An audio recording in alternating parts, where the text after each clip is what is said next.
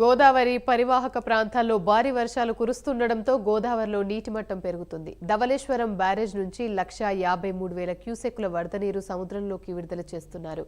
Barrage 175 గేట్లు స్వల్పంగా ఎత్తారు అధికారులు. పోలవరం ప్రాజెక్టు ఎగువ కాపర్ డ్యాం వద్ద వరద ఉధృతి పెరిగింది.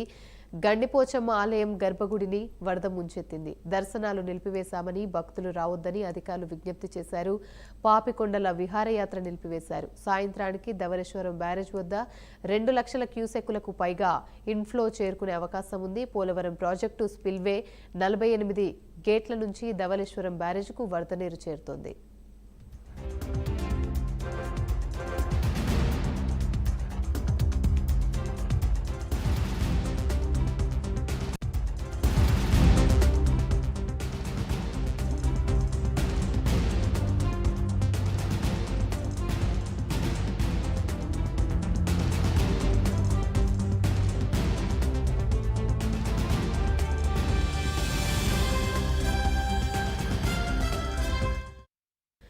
గోదావరి పరివాహక ప్రాంతాల్లో భారీ వర్షాలు కురుస్తూ ఉండడంతో గోదావరిలో నీటి మట్టం పెరుగుతుంది. ధవళేశ్వరం బ్యారేజ్ నుంచి 1,53,000 క్యూసెక్కుల వరద నీరు సముద్రంలోకి విడుదల చేస్తున్నారు. బ్యారేజ్లో 175 గేట్లు స్వల్పంగా ఎత్తారు అధికారులు. పోలవరం ప్రాజెక్టు ఎగువ కాపర్ డ్యాం వద్ద వరద ఉధృతి పెరిగింది. గండిపోచమ్మ ఆలయం గర్భగుడిని వరద ముంచెత్తింది. దర్శనాలు నిలిపివేశామని, భక్తులు రావొద్దని అధికారులు విజ్ఞప్తి చేశారు.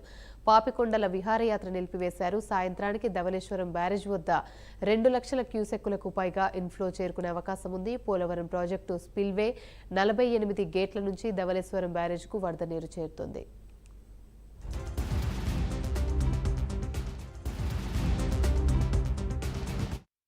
ఇదే అంశానికి సంబంధించి మరిన్ని వివరాలు మా ప్రతినిధి శ్రీరామ్మూర్తి అందిస్తారు. శ్రీరామ్మూర్తి, ఉమ్మడి తూర్పుగోదావరి జిల్లాలో భారీ వర్షాలు అర్ధరాత్రి నుంచి కూడా కురుస్తూనే ఉన్నాయి. ఎగువ గోదావరి పరివాహక ప్రాంతాల్లో ఎగురు కురుస్తున్న భారీ వర్షాలకి గత 4 రోజులుగా 5 రోజులుగా కురుస్తున్న వర్షాలకి గోదావరికి వరద నీటి మట్టం క్రమేణా పెరుగుతుంది.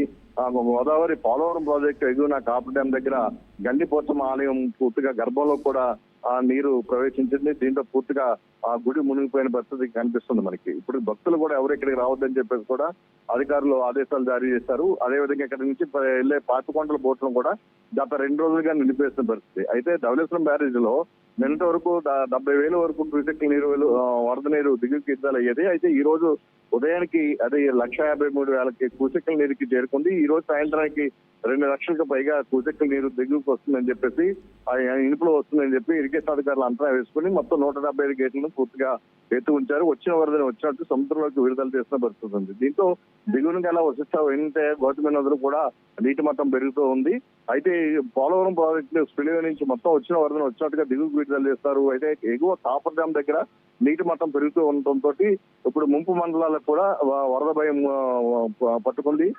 ఇక్కడ ఈ రేపటికి ముంపు మండలాలకు కూడా వరద నీరు వచ్చే పరిస్థితి ఉందని చెప్పేసి ఆందోళన వ్యక్తం చేస్తూ అంటే భద్రాచలం దగ్గర కూడా క్రమేణా గోదావరి నీటి మట్టం పెరుగుతూ ఉంది. 20 అడుగులు దాటి భద్రాచలం దగ్గర ప్రవహిస్తుంది. దాని ప్రభావం అలాగే కాళేశ్వరం దగ్గర కూడా గోదావరి ఎగువ ప్రాంతంలో కాళేశ్వరం దగ్గర కూడా గేట్లు నెట్టి దాదాపు 60,000 క్యూసెక్కులు దిగుకు విడుదల చేశారు. ఇదంతా కూడా దిగుకు వచ్చేటప్పటికి రేపటికి ధవళేశ్వరం దగ్గర రాజమండ్రి గోదావరి వరద ఉధృతి పెరిగే పరిస్థితులు కనిపిస్తున్నాయి.